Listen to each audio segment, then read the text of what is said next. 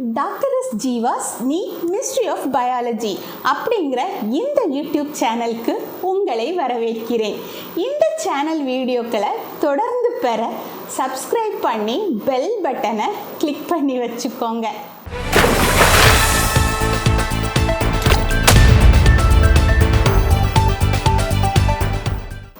இந்த வீடியோவோட தலைப்புக்குள்ளால போகிறதுக்கு முன்னால் ஒரு தகவலை சொல்லிடுறேன். அதாவது த கிரேட் ஆக்சிஜனேஷன் ஈவெண்ட், மாபெரும் ஆக்சிஜனேற்ற நிகழ்வு தான் இந்த பூமியில் நடந்த முதல் பெரிய பேரழிவு அப்படின்னு ஒரு விஷயம் நான் சொல்லியிருந்தேன். ஆனால் விஷயம் என்னன்னா, இதை நம்ம சயின்டிஸ்ட் கணக்கிலேயே எடுத்துக்கிறது இல்லை. ஏன்னா அந்த நிகழ்வு 2.4 பில்லியன், அதாவது 240 கோடி வருஷங்களுக்கு முன்னாடி நடந்துச்சு. அப்போ அழிஞ்சு போனது எல்லாமே நுண்ணுயிரிகள், அதாவது பாக்டீரியாக்களும் அதுக்கும் முந்தின நுண்ணுயிரியான ஆர்க்கியாக்களும் தான். அதுலேயும் இதெல்லாம் உயிர் வாழ்கிறதுக்கு ஆக்சிஜன் தேவைப்படாத, ஆக்சிஜன் இருந்தால் செத்து போகக்கூடிய உயிரிகள். அப்போ பல்சல் உயிரிகளோ விலங்குகளோ தாவரங்களோ உருவாகி இருக்கலை. அது மட்டும் இல்லை, இந்த அழிவு ஒரு விபத்து மாதிரி கொஞ்ச காலங்களில் சட்டுனெல்லாம் நடந்துடலை. ஆக்சிஜன் அளவு மெல்ல மெல்ல கூட கூட இந்த உயிரினங்கள் படிப்படியாக அழிஞ்சு போச்சு. அதாவது அப்படி இந்த உயிரினங்கள் எல்லாம் அழிகிறதுக்கு கோடிக்கணக்கான ஆண்டுகள் ஆச்சு. மாஸ் எக்ஸ்டிங்ஷன் அப்படின்னா திடீர்னு ஏற்படுற பேரழிவு தானே. அதனால தான் அதை நம்ம சயின்டிஸ்டுகள் மாபெரும் அழிவில் சேர்க்கலை. சரி, அப்போ இந்த மாஸ் எக்ஸ்டிங்ஷன் பேரழிவுகள் எல்லாம் எப்போ தான் நடந்துச்சு? உயிர்களோட முதல் பேரழிவு 444 மில்லியன், அதாவது 44.4 கோடி வருஷங்களுக்கு முன்னாடி நடந்திருக்கு. அந்த நேரத்தில் கடல்ல இருந்த உயிரினங்கள்ல 85% வரைக்கும் அழிஞ்சு போயிருக்கு. அது கிட்டத்தட்ட 2 கட்டமாக நடந்திருக்கு. அதாவது முதல்ல ஒரு அழிவு நடந்திருக்கு, அதுக்கு அடுத்து இன்னொரு அழிவு அப்படின்னு நடந்திருக்கு. இப்படியான பேரழிவு நடக்கிறதுக்கு 3 காரணங்கள் இருந்திருக்கு.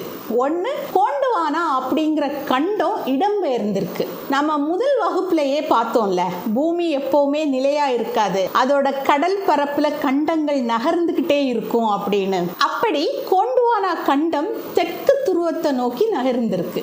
அதனால அங்க கடல் மட்டம் குறைஞ்சி நிலம் தென்பட ஆரம்பிக்குது. அது மட்டும் இல்லாம அந்த இடம் முழுக்க பனி படர்ந்து காணப்பட்டிருக்கு. கடல் மட்டம் குறைஞ்சதுனால அங்க கடல்வாழ் உயிரினங்களுக்கு நெருக்கடி ஏற்பட்டிருக்கு. என்ன நெருக்கடி? முதல்ல இட நெருக்கடி.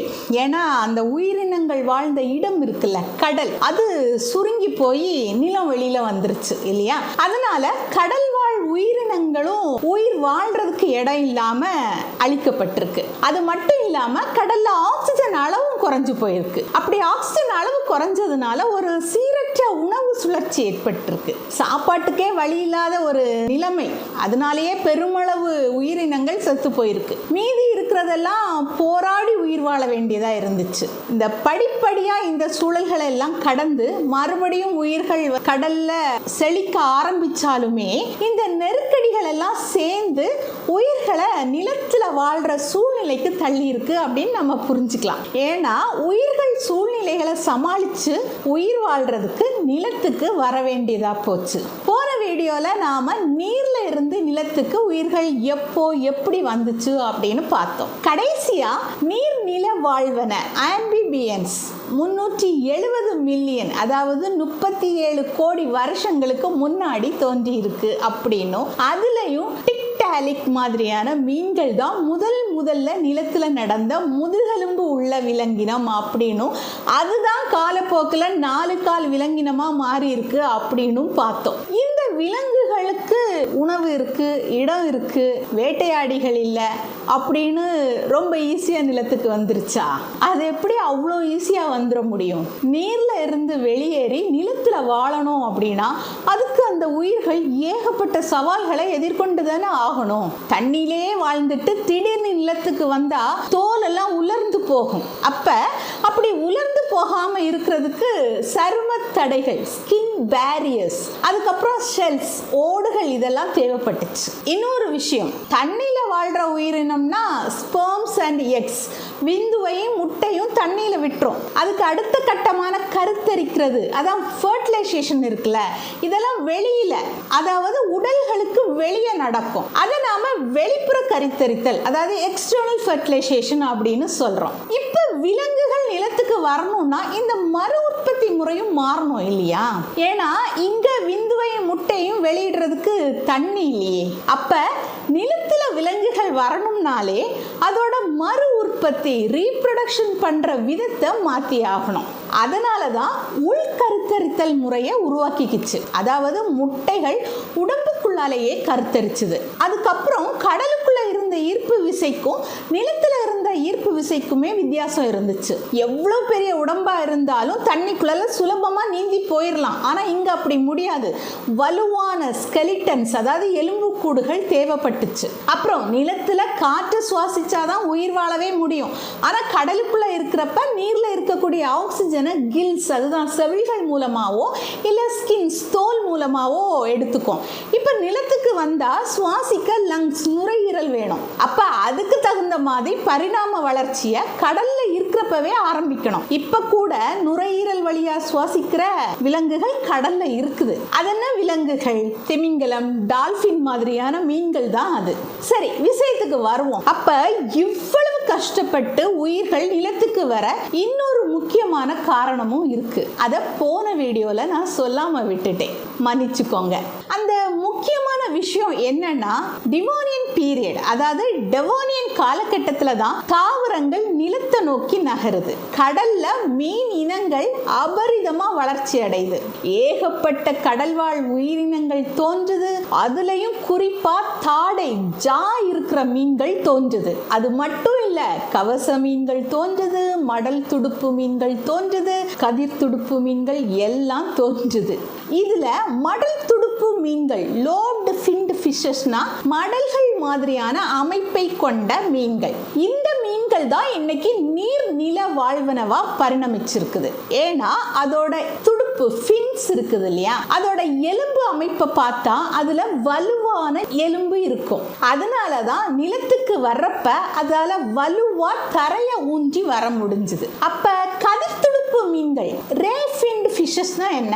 அதோட துடுப்பு இப்ப நம்ம நவீன கால மீன்கள் இருக்குல்ல, அது மாதிரி இருக்கும். சின்ன சின்ன எலும்புகள்ல மெல்லிசா சதை மூடி இருக்கும். நீந்துறதுக்கு இது ரொம்ப உதவியா இருக்கும். ஆக மொத்தத்துல இந்த டெவோனியன் காலம்ங்கிறத மீன்களோட சகாப்தம்னே சொல்லலாம். அதே நேரத்துல நிலத்துல ஆரம்ப கால காடுகளே வளர ஆரம்பிச்சாச்சு. அதனால ஆக்சிஜன் அளவு நிலத்துல அதிகரிக்குது, கார்பன் டை ஆக்சைடு அளவு குறையுது. இவ்வளவு நல்லது நடந்துகிட்டு இருக்கிறப்பதான் கிட்டத்தட்ட 372 இருந்து 359 மில்லியன், அதாவது 37.2 இருந்து 35.9 கோடி வருஷங்களுக்கு முன்னாடி இந்த பூமி 2வது பேரழிவை சந்திக்க வேண்டியதா போச்சு. குளோபல் கூலிங், அதாவது பூமி திடீர்னு மொத்தமா குளிர்ச்சி அடைஞ்சிடுச்சு. அது மட்டும் இல்லாம அதிக அளவு உயிரின பெருக்கத்தால ஆக்சிஜன் பற்றாக்குறை வேற ஏற்கனவே இருந்தது. திடீர்னு கடல்ல தாவர வளர்ச்சி அதிகரிச்சு அதனால கார்பன் சுழற்சியில மாற்றம் ஏற்பட்டு இருந்துச்சு. அது மட்டுமா, எரிமலை வெடிப்புகள் வேற அடிக்கடி நிகழ ஆரம்பிச்சிருக்கு. இப்படி பல காரணங்கள் இந்த பேரழிவுகளுக்கு காரணமா இருந்திருக்கு. ஆக கடல்ல கொஞ்சம் கொஞ்சமா உயிர்கள் பேரழிவுக்கு ஆளாகிக்கிட்டே இருந்துச்சு. பல்லுயிர் அழிவு இங்க பெரிய அளவுல இருந்துச்சு. அதாவது கிட்டத்தட்ட 70 இருந்து 80% வரையான கடல்வாழ் உயிரினங்கள் அழிஞ்சே போச்சு. ஒரு விஷயத்தை கவனிச்சிங்களா? இந்த பேரழிவுகளால பூமியை ஒரு முடிவுக்கு கொண்டு வரவே முடியல. அதுக்கு மாறா புத்தம் புது விலங்குகளை இந்த பூமி கொண்டு வந்திருக்கு. சுற்றுச்சூழல் அமைப்பே மாறி இருக்கு.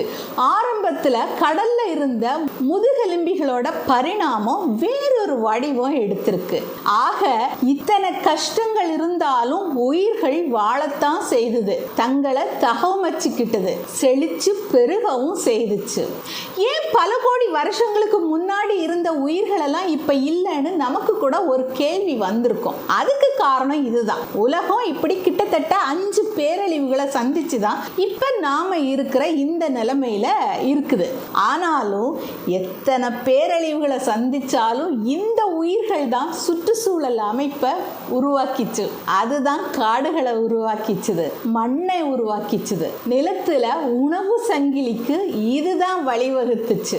ஊர்வன, ரெப்டைல்ஸ், பறவைகள், பேர்ட்ஸ், பாலூட்டிகள், மேமல்ஸ், இது எல்லாமே தோன்றுறதுக்கும் இந்த நிலத்தை நோக்கிய நகர்வு அடிப்படை காரணமா இருந்திருக்கு. கூடவே இதுதான் மனிதனோட பரிணாம வளர்ச்சிக்கான களத்தையும் அமைச்சு கொடுத்துச்சு. இது எல்லாத்துக்கும் ஆதாரமா ஃபாசில் ரெக்கார்ட்ஸ், புதை படிமங்கள் இருக்குது. அப்புறம் டிஎன்ஏ ஆதாரங்கள் இருக்குது. குறிப்பா மீனுக்கும் ஆம்பிபியன்ஸ், அதான் நீர் நில வாழ்வனைக்கும் இடையில மரபணு ஒற்றுமைகள் இருக்குது. அது மட்டும் இல்ல, மீனையும் 4 கால் விலங்குகளையும் உடற்கூராய்வு பண்ணி கம்பேர் பண்ணி பார்த்தாலே முன்பக்க துடுப்பு தான் முன் கால்களா பரிணாம வளர்ச்சி அடைஞ்சிருக்குது அப்படிங்கிறது தெரியும். ஆக மொத்தத்துல ஒரு மீனுக்கு கால்கள் முளைச்சி நிலத்துக்கு வந்திருக்குன்னு வச்சுக்கலாம். அப்படி வர்றதுக்கு தோலை மாத்திக்க வேண்டியதா இருந்திருக்கு, நுரையீரலை உருவாக்கிக்க வேண்டியதா இருந்திருக்கு, கால்கள் முளைக்க வேண்டியதா இருந்திருக்கு. வாஸ்குலர் திசுக்கள் நம்ம போன வீடியோல பார்த்தோம்ல, தாவரங்களுக்கு சைலம் ஃப்ளோயம்னு 2 வாஸ்குலர் திசுக்கள் இருந்துச்சு, விலங்குகளுக்கு இரத்த நாளம், நிணநீர் நாளம்னு இருந்துச்சு அப்படின்லாம் பார்த்தோம் இல்லையா? அதை எல்லாத்தையும் உருவாக்கிய வேண்டியதா இருந்துச்சு. சரி, இந்த வீடியோல நாம என்ன பார்க்க போறோம்னா evolution of reptiles, birds and mammals, ஊர்வன, பரப்பன மற்றும் பாலூட்டிகளின் பரிணாம வளர்ச்சி. இந்த ஆம்பிபியன்ஸ், நீர் நில வாழ்வன இருக்குல்ல, அதுல இருந்து தான் இந்த ஊர்வன வகைகள் பரிணாம வளர்ச்சி அடைஞ்சி வந்துச்சு. இதுலயும் சிலது டைனோசர்களாகவும் பறவைகளாகவும் மேலும் பரிணாம வளர்ச்சி அடைஞ்சிச்சு. அதையும் அப்புறமா பார்த்துருவோம். இப்ப நாம மடல் துடுப்பு மீன்கள், லோட் ஃபின்ட் ஃபிஷஸ் இருக்கு இல்லையா, அதுல இருந்து முதல் 4 கால் முதுகெலும்பிகள் சுமார் 370 மில்லியன், அதாவது சுமார் 37 கோடி வருஷங்களுக்கு முன்னாடி தோன்றிச்சு அப்படின்னு பார்த்தோம். அதுல நீர்லையும் நிலத்திலையும் வாழக்கூடிய இடைநிலை மீனான டிக்டாலிக் பத்தியும் பார்த்தோம். அதுக்கப்புறம் தவளைகள் மாதிரியான நீர்நில வாழ்விகள், அதான் ஆம்பிபியன்ஸ் பரிணமிக்க ஆரம்பிச்சதுங்க. அதுக்கப்புறமா சுமார் 312 மில்லியன், அதாவது 31.2 வருஷங்களுக்கு முன்னாடி இந்த நீர்நில வாழ்வன மூதாதையர்கள் கிட்ட இருந்து ஊர்வன வகைகள் பரிணமிச்சு வந்துச்சு. அதாவது ரெப்டைல்ஸ் எவால்வ் ஆச்சு. நீர்நில வாழ்வன மறு உற்பத்தி, அதுதான் ரீப்ரொடியூஸ் பண்ணணும்னா தண்ணி தேவைப்பட்டுச்சு. அட்லீஸ்ட் அதுகளோட எக்ஸ், அதுதான் முட்டைகளாவது தண்ணிக்குள்ள இருக்க வேண்டியதா இருந்துச்சு. ஆனா இந்த ஊர்வன வகைகள் உருவானதுக்கு அப்புறம் நிலத்திலேயே மறு உற்பத்தி பண்ண முடிஞ்சுது. அது எப்படி மறு உற்பத்தி பண்ண முடிஞ்சுது? ஏன்னா அதோட முட்டைகள் அம்னியாட்டிக் எக்ஸ்களா இருந்துச்சு. அது என்ன அம்னியாட்டிக் எக்ஸ்? அம்னியாட்டிக் முட்டைகள். தமிழ்ல அதை நாம பனிக்குட முட்டைகள் இல்லைன்னா சவ்வு முட்டைகள் அப்படின்னு சொல்றோம். கருத்தரிச்ச முட்டையை சுத்தி ஒரு சவ்வு இருக்கும். அந்த சவ்வுக்குள்ள நீர் இருக்கும். கரு அதுல மிதந்துகிட்டு இருக்கும். வெளியில அந்த சவ்வை சுத்தி பலமான ஓடுகள் இருக்கும். இதை தான் நம்ம சவ்வு முட்டைகள், பனிக்குட முட்டைகள் இல்லைன்னா ஆம்னியாட்டிக் முட்டைகள் அப்படின்னு சொல்றோம். கோழி முட்டைய மனசுல நினைச்சுக்கோங்க. அப்ப இப்ப கருவை சுத்தி நீர் அவசியம் அப்படின்னாலும் முட்டைய தண்ணிக்குள்ளேயே விடாம நிலத்திலேயே விட்டு அது வறண்ட நிலத்திலேயே பாதுகாப்பா பொறிக்க வச்சிடலாம். இப்படி ஓடுள்ள முட்டைகள் போட ஆரம்பிச்சது ஊர்வன வகையில ஒரு மிகப்பெரிய மாற்றத்தை கொண்டு வந்துச்சு. அது மட்டும் இல்லாம உட்புற கருத்தரித்தல் முறை, அதுதான் இன்டர்னல் ஃபெர்டிலைசேஷன் நடந்துச்சு. ஊர்வன வகைகளுக்கு முந்தைய உயிரினங்கள் எல்லாமே எக்ஸ்டர்னல் ஃபெர்டிலைசேஷன், அதாவது வெளிப்புற கருத்தரித்தல் முறையை தான் வச்சிருந்துச்சு. ஆனா இங்க அப்படி இல்லை. ஊர்வன வகைகள்ல விந்துவும் முட்டையும் நேரடியா ஃபெர்டிலைஸ் செய்யப்பட்டு, அதாவது இனச்சேர்க்கை செய்யப்பட்டு கருக்கள், அதான் சைகோட்ஸ், சுற்றுச்சூழலால பெரிய பாதிப்பு வந்துடாம பாதுகாக்கப்பட்டுச்சு. ஆக உயிரின பரிணாமமே மறு உற்பத்தியை நோக்கி தான் இருந்துச்சு. மறு உற்பத்தியில, அதுதான் ரீப்ரொடக்ஷன்ல மாற்றம் வர வரத்தான் இந்த உயிர்களால பரிணாம வளர்ச்சி அடைஞ்சி தங்களோட இனங்களை வாழ வைக்க முடிச்சுது. இப்ப நீர்நில வாழ்வனைகளோட தோல் மெல்லிசா ஈரமா இருக்கும். ஏன்னா சில நீர்நில வாழ்வனை தோல் வழியாவும் சுவாசிக்கும். ஆனா இந்த ஊர்வன வகைகளுக்கு நல்ல வெல் டெவலப்ட், அதாவது நல்ல வளர்ச்சி அடைஞ்ச நுரையீரல் இருந்ததால சுவாசிக்க அது போதும். அதே நேரத்துல ஊர்வன வகைகள் இருக்கு இல்லையா, அது நிலத்துல வாழ்றதால வெப்பத்தால அதோட உடல்ல இருந்து நீர் வெளியேறி வறண்டு போயிடும். அந்த சூழ்நிலையை தடுக்க இந்த ஊர்வன கெரட்டின் அப்படிங்கிற புரதத்தால ஆன கெட்டியான ஒரு வறண்ட செதில் மாதிரியான தோலை உருவாக்கிக்கிச்சு. அப்ப தோல் தடிமனாவும் அது வழியா தண்ணீர் வெளியே போயிடாமலும் இருந்ததுனால வறண்ட நிலத்துல அதுகளால சிறப்பா வாழ முடிஞ்சது. அது மட்டும் இல்லாம ஊர்வன வகைகள் நிலத்துல ஊன்றி நடக்கிற வகையில வலுவான கால்களை உருவாக்கிக்கிச்சுங்க. அதுகளோட முதுகெலும்பும் எலும்பும் அதோட உடல் எடையை தாங்கிக்க பெரிய உதவியா இருந்துச்சு. அது மட்டும் இல்ல, இன்னும் இருக்கு. இந்த ஊர்வன வகைகள் இருக்கே, அதுக்கு மற்ற உயிரினங்களை விட ரொம்ப சிறப்பான நரம்பு மண்டலமும் புலன் உறுப்புகளும் உண்டு. அதான் அதோட நர்வஸ் சிஸ்டமும் சென்சரி ஆர்கன்ஸும் நல்ல வளர்ச்சி அடைஞ்சதா இருந்துச்சு. அதுகளால நல்ல தெளிவா பார்க்க முடியும், வாசனைகளை நுகர முடியும், அதோட மூளை நல்ல திறமையா வேலை செய்யும். இப்ப நீர்நில வாழ்வனவைக்கும் ஊர்வன வகைக்கும் இடைப்பட்ட விலங்கா நமக்கு சீமௌரியா அப்படிங்கிற ஒரு விலங்கோட ஃபாசில்ஸ், அதான் புதைப்படிவும் கிடைச்சிருக்கு. பரிணாம வளர்ச்சியில இது ஒரு இணைப்பு விலங்குன்னு சொல்லலாம். கிட்டத்தட்ட ஒரு முதலை மாதிரி இது இருக்கு. ஆனா இப்ப அந்த இனம் இல்ல, அழிஞ்சு போச்சு. சரி, அப்ப ஊர்வன வகையில ஏதாவது புதைப்படிவ சாட்சிகள் இருக்குதா? ஏன் இல்ல, அதெல்லாம் இருக்கு. ஹைலோனோமஸ் அப்படிங்கிறது தான் முதல் ஊர்வன வகை அப்படின்னு நம்பப்படுது. ஏன்னா கிடைச்ச புதைப்படிவங்களையே இதுதான் பழமையானது. இது பார்க்க ஒரு பல்லி மாதிரி இருந்திருக்குது, அழிஞ்சு போன பல்லி அப்படின்னு வச்சுக்கலாம். இந்த பல்லிகள் தான் ஓடுள்ள சவ்வு முட்டைகளை போட ஆரம்பிச்சுது. அதுக்கப்புறமா என்னாச்சு? அதுக்கப்புறமா மண்டை ஓட்டு அமைப்பை வச்சு பார்க்கிறப்ப இந்த ஊர்வன வகைகள் ரெண்டு முக்கியமான வகைகளா பிரிஞ்சிருக்கு.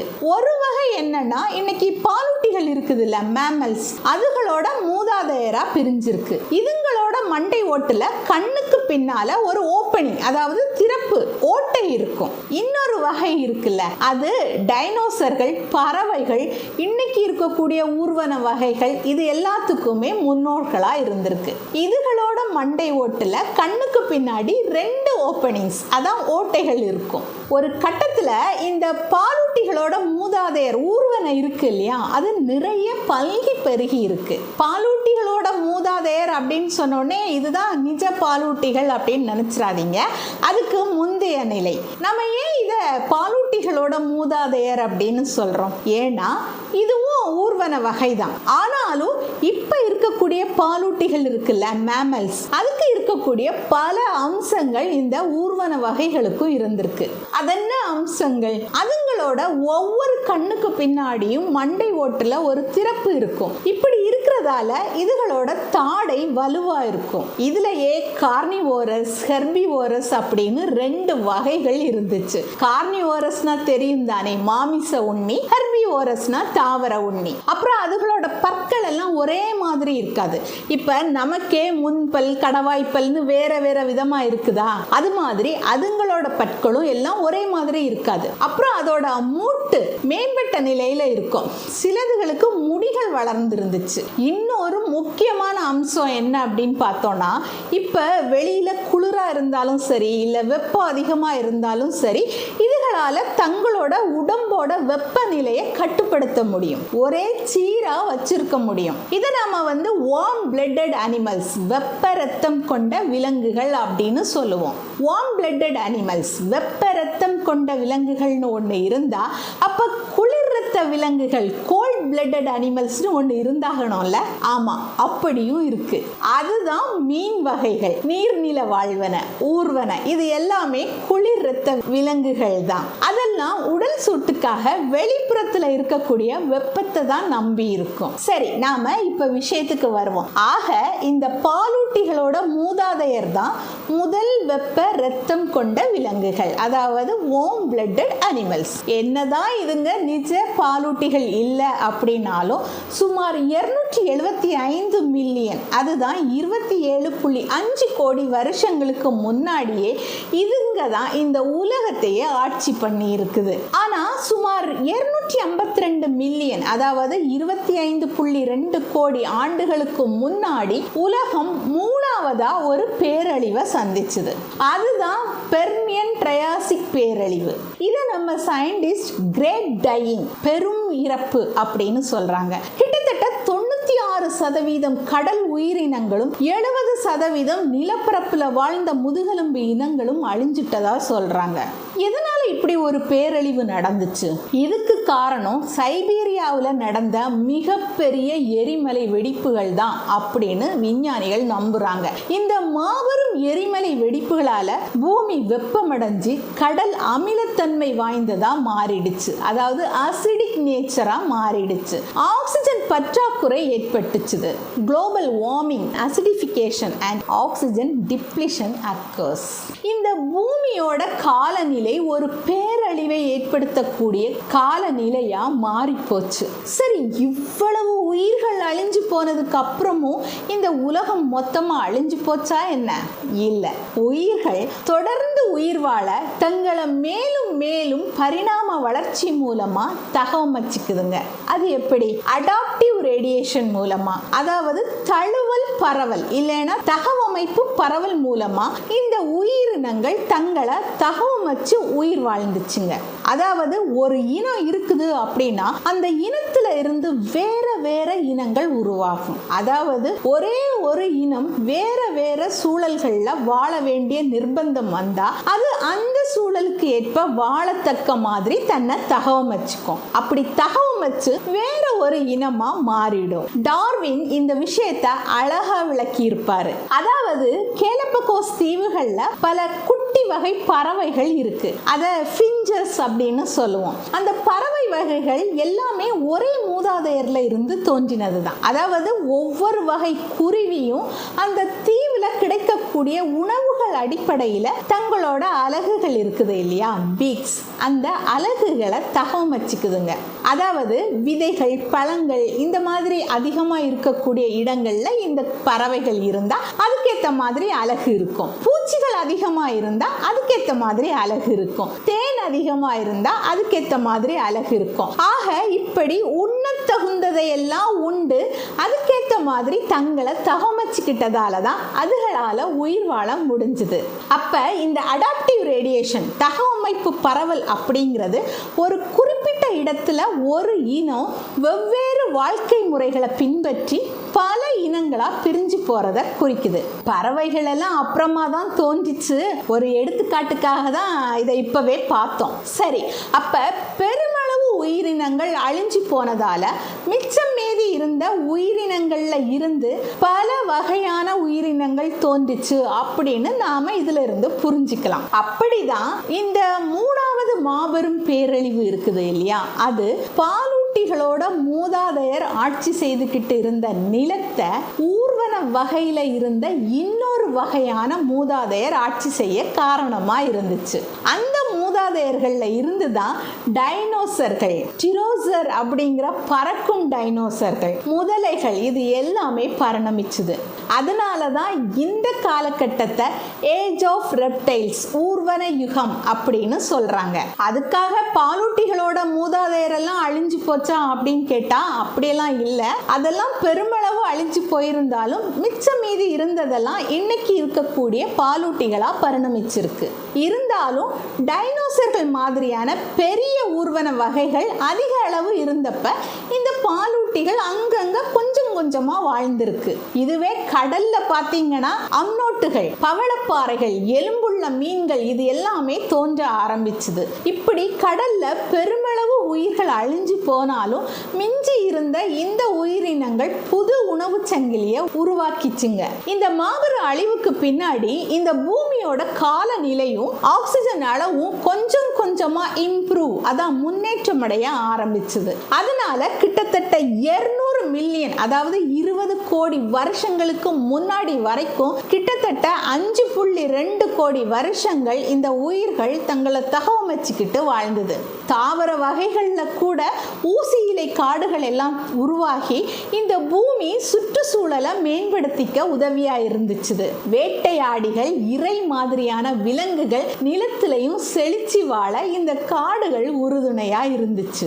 ஆனா இது இப்படியே சுமூகமா போகல.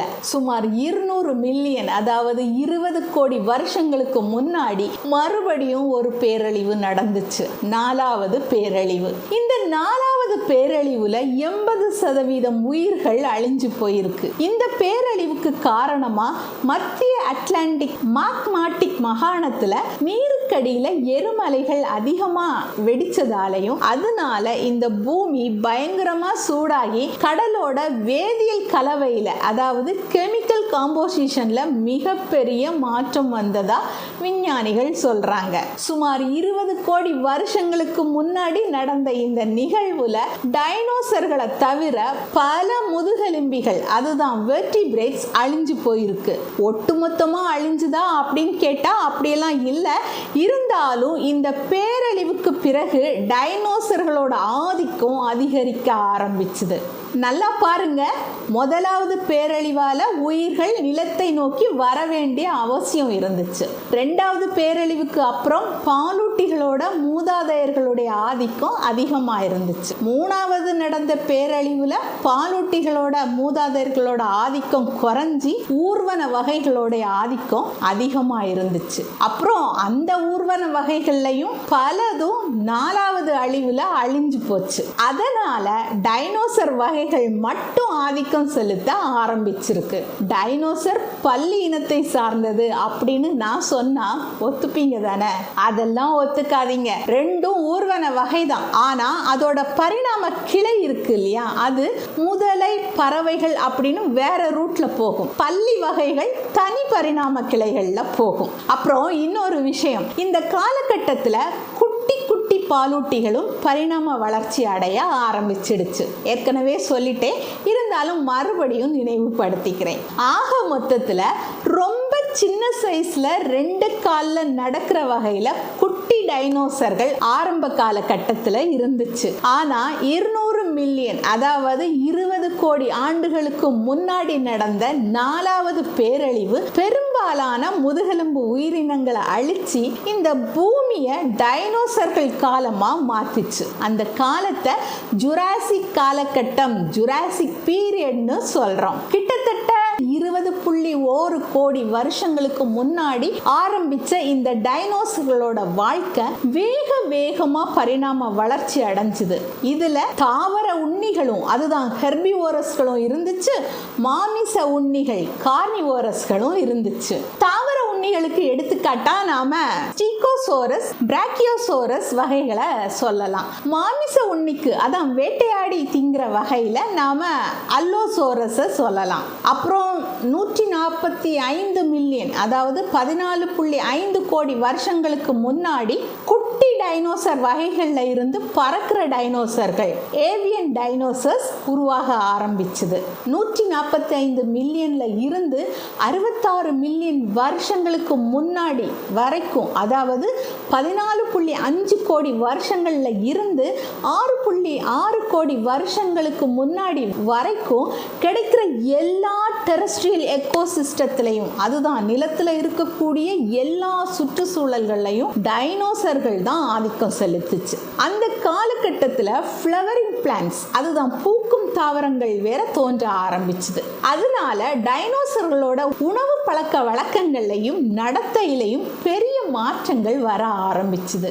இதுல ட்ரைனோசோரஸ் ரெக்ஸ், அதான் டீரெக்ஸ், அப்புறம் ட்ரைசெராடாப்ஸ், வெலாசிராப்டர் மாதிரியானது புகழ் பெற்றவை. உங்களுக்கு தெரிஞ்சிருக்கும், டைனோசர் பத்தியான படங்கள்ல பார்த்திருப்பீங்க. இப்படி கிட்டத்தட்ட 160 மில்லியன், அதாவது 16 கோடி ஆண்டுகள் இந்த டைனோசர்கள் ஒவ்வொரு காலநிலையையும் எதிர்கொண்டு, ஒவ்வொரு சூழலையும் எதிர்கொண்டு, அதுக்கு தகுந்த மாதிரி தங்களை தகவமைச்சுக்கிட்டு இந்த பூமியோட நிலப்பரப்பை ஆட்சி பண்ணிக்கிட்டு இருந்துச்சு.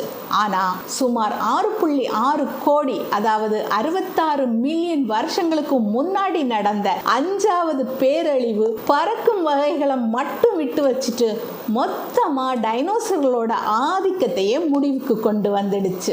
அது கூடவே கடல்ல இருந்த ஊர்வன வகைகளும் பெரும்பாலும் தாவரங்களும் சேர்ந்து அழிஞ்சு போச்சு. இந்த அழிவுக்கு என்ன காரணம்? ஒரு பெரிய விண்கல் வந்து பூமியில மோதிடுச்சு. அது தொடர்ந்து எரிமலை வெடிப்புகள் வேற நடந்துச்சு. இதனாலதான் உலக அளவுல இந்த மாபெரும் அழிவு நடந்துச்சு. அதுக்கப்புறம் என்னாச்சு? மேமல்ஸ், பாலூட்டிகள், பேர்ட்ஸ், பறவைகள், குரோக்கடைல்ஸ், முதலைகள், ஸ்மால் ரெப்டைல்ஸ், சின்ன சின்ன ஊர்வன வகைகள், இன்செக்ட்ஸ், பூச்சிகள் எல்லாம் சின்னதா இருந்ததாலையும், அப்ப இருந்த தட்பவெப்பம், காலநிலை எல்லாத்தையும் தாங்கிக்க முடிஞ்சதாலையும், அந்த பேரழிவு காலகட்டத்திலையும் உண்ண உணவு கிடைச்சதாலையும் தப்பி பிழைச்சுது. இப்படி தப்பி பிழைச்ச உயிரினங்கள் எல்லாம் மறுபடியும் எவால்வ் ஆச்சு, பரிணாமம் வளர்ச்சி அடைஞ்சுது. இன்னைக்கு இருக்கிற பறவை இனங்கள் மட்டும்தான் இன்னைக்கும் இந்த பூமியில வாழ்ந்துகிட்டு இருக்கக்கூடிய டைனோசர்கள். ஆச்சரியமா இருக்குல்ல? சரி, இப்ப நாம பறவைகளோட பரிணாம வளர்ச்சியை சுருக்கமா தனியா பார்த்துருவோம். பறவைகள் அப்படிங்கிறது இப்பவும் வாழக்கூடிய டைனோசர்கள் அப்படின்னு பார்த்துட்டோம்ல. இதுல எதுல இருந்து இந்த பறவைகள் பரிணமிச்சு வந்திருக்கு? இறகுகள் கொண்ட சின்ன வகை தெரோபாட் டைனோசர்கள்ல இருந்து சுமார் 150 கோடி, அதாவது 15 கோடி வருஷங்களுக்கு முன்னாடி ஜுராசிக் காலகட்டத்தில் பறவைகள் பரிணாமம் அடைஞ்சிருக்கு. இது ஏன் பரிணாம வளர்ச்சி அடைஞ்சுது? உடம்புல இருக்கக்கூடிய வெப்பத்தை காப்பாற்றவும் இனக்கவர்ச்சிக்காகவும் தான் முதல்ல இறகுகள் உருவாக்க ஆரம்பிச்சிருக்குது. ஜெர்மனியில கண்டுபிடிக்கப்பட்ட பாறை சிதைவுகள்ல இருந்து நாம முதல் பறவை இனம் 150 மில்லியன், அதாவது 15 கோடி வருஷங்களுக்கு முன்னாடி வந்ததாகவும், அது ஆர்க்கியோப்டெரிஸ் வகையை சேர்ந்தது அப்படின்னு நமக்கு தெரிய வருது. அதுக்கு பறவைகள் மாதிரி இறகுகளும் சிறகுகளும், அதுதான் ஃபெதர்ஸ் அண்ட் விங்ஸ் இருந்துச்சு. அதே நேரம் டைனோசர்களை மாதிரி பற்களும் நகம் இருக்கக்கூடிய விரல்களும் நீளமான வாலும் இருந்துச்சு. அதனால அது டைனோசர்களுக்கும் பறவைகளுக்கும் இடையில இருக்கக்கூடிய இன்டர்மீடியேட், இடைப்பட்ட கட்டத்தை காட்டுது. இன்னும் சிலதுக்கு பற்களும் சிறகுகள்ல நகங்களும் கூட இருந்திருக்கு.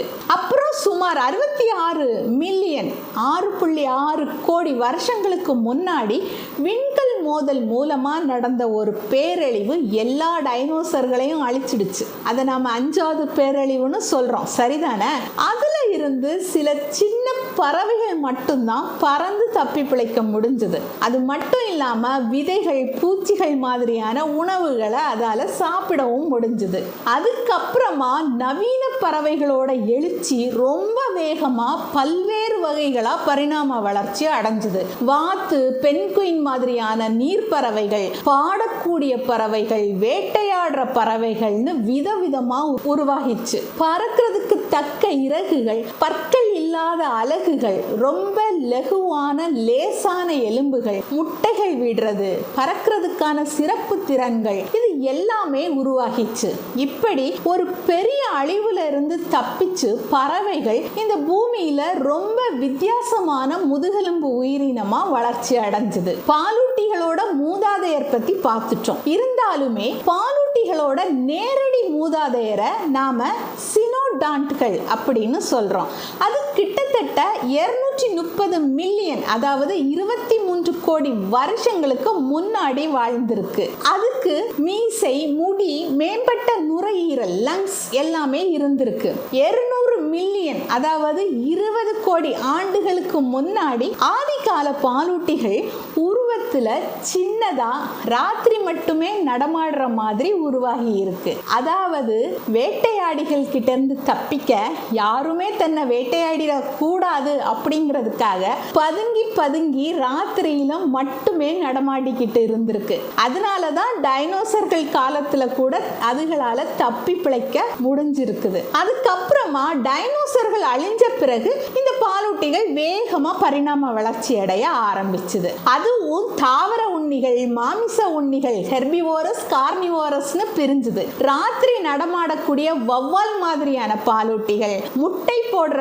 பிளாட்டிபஸ் மாதிரியான பாலூட்டிகள், வயிற்றுல பை வச்சிருக்கிற கங்காரு மாதிரியான பாலூட்டிகள், திமிங்கலம், யானை, குரங்கு, மனுஷன் மாதிரி வயிற்றுக்குள்ளாலேயே கருவை வளர்த்து நேரடியா குட்டியா பிரசவிக்கிற விலங்குகள், இப்படி பல வகைகள்ல பாலூட்டிகள் பரிணாம வளர்ச்சி அடைஞ்சது.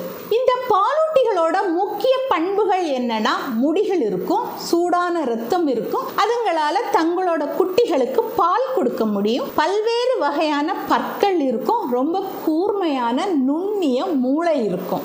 என்னதான் சுமார் 200 மில்லியன், அதாவது 20 கோடி ஆண்டுகளுக்கு முன்னாடியே பாலூட்டிகள் இந்த உலகத்துல பரிணமிச்சு இருந்தாலும் அதுல ஒரு இனமான மனித இனம் தோன்றதுக்கே பல கோடி வருஷங்கள் தேவைப்பட்டிருக்கு. இதுல சுமார் 2 மில்லியன், அதாவது 20 லட்சம் ஆண்டுகளுக்கு முன்னாடி மனித இனத்தோட மூதாதையர் ஆப்பிரிக்காவில் பரிணாம வளர்ச்சி அடைய ஆரம்பிச்சு 3 லட்சம் ஆண்டுகளுக்கு முன்னாடி தான் ஹோமோசேப்பியன்கள் அப்படிங்கிற இப்ப இருக்கிற மனித இனமே தோன்றிச்சு. சரி, நாம இப்ப உயிரின தோற்றம் பத்தின ஒரு முடிவுக்கு வந்துட்டோம். இத்தனை நாளும் வகுப்புகள் உங்களுக்கு பயனுள்ளதா இருந்திருக்கும் அப்படின்னு நம்புறோம். இதுல ஏதாவது சந்தேகமோ இல்ல கூடுதல் தகவலோ தேவைப்பட்டா நீங்க தாராளமா என்னோட வாட்ஸ்அப் எண் 8870733434க்கு மெசேஜ் பண்ணலாம். இது பத்தி நாம மேலும் டிஸ்கஸ் பண்ணி கத்துக்கலாம். இருங்க, உயிரின தோற்றம் தான் முடிஞ்சிருக்கு. இதுல நாம மனித இனத்தோட தோற்றத்தை பத்தி விரிவா டீட்டெயிலா தனியா பார்க்க வேண்டியது இருக்கு. அது மட்டும் இல்லாம இந்த பூமியில 6வது பேரழிவு எப்ப நடக்க போகுது அப்படிங்கிற ஆர்வமும் கூடவே நமக்கு இருக்குல்ல. கவலையே படாதீங்க, அதையும் என்னன்னு பார்த்துருவோம். அதனால நம்ம அடுத்தடுத்த வீடியோக்களை தொடருவோம். இப்போதைக்கு பை.